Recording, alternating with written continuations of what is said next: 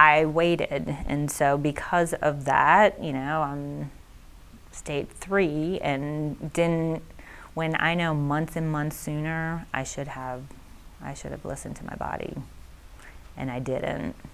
I know for me, I lived in this like kind of just like naive bubble. I mean, where it's like cancer happened to someone else, or, you know, an aunt or a coworker's. And so now that, you know, it's in, you know, my circle, it's amazing how many people have cancer. I had no idea how many people had cancer.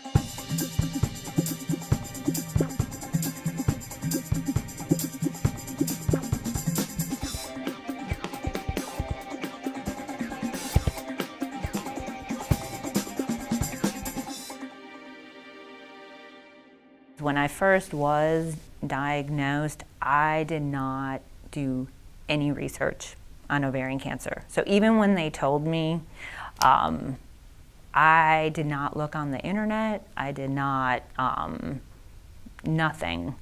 I mean, hearing that word, you have ovarian cancer, I mean, I definitely put it off. I remember being like in Minneapolis with my best friend visiting, and I was with my mom, and I just thought, something's not right, but I still didn't go check. So I probably held off a couple of months before going to get checked.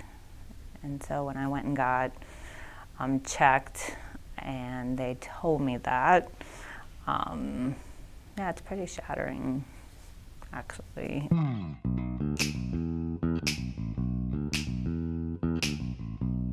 My mom, she visits, the awesome, wonderful mother. I'm being really strong for, you know, because I don't want her to have to, you know, worry, because it must be so difficult, like seeing her daughter go through this. I mean, love to travel and go on adventures, and I still am, and I still will be.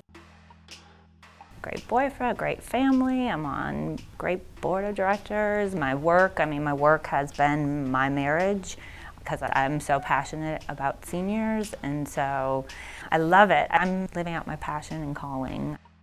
I'm not used to being cared for, and so, I mean, that was a huge, you know, change for me. I had to learn how to, you know, receive others looking out for me, and so I think what really has caught me with this ovarian cancer is that you can get it as young as the age of 7. I don't have children. I won't be having them. And just that's young. So I'll talk to strangers. And the sign, I mean, the signs are so subtle. I don't think you can say enough. So I'm kind of that person where talking too much has been a good thing. And so it's not my time. I have a lot of work to do, especially since they said 1 in 72 women will get this.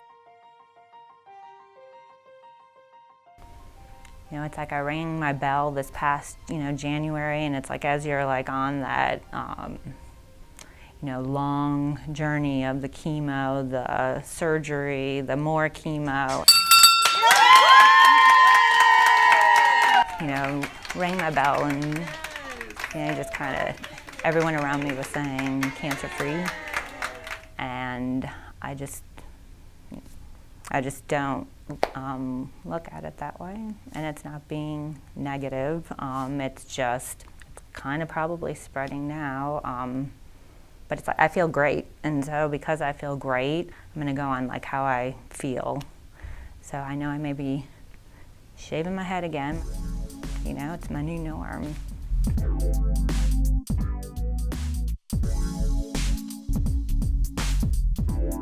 The great news about going through what I went through is I was able to like detect how subtle the symptoms are.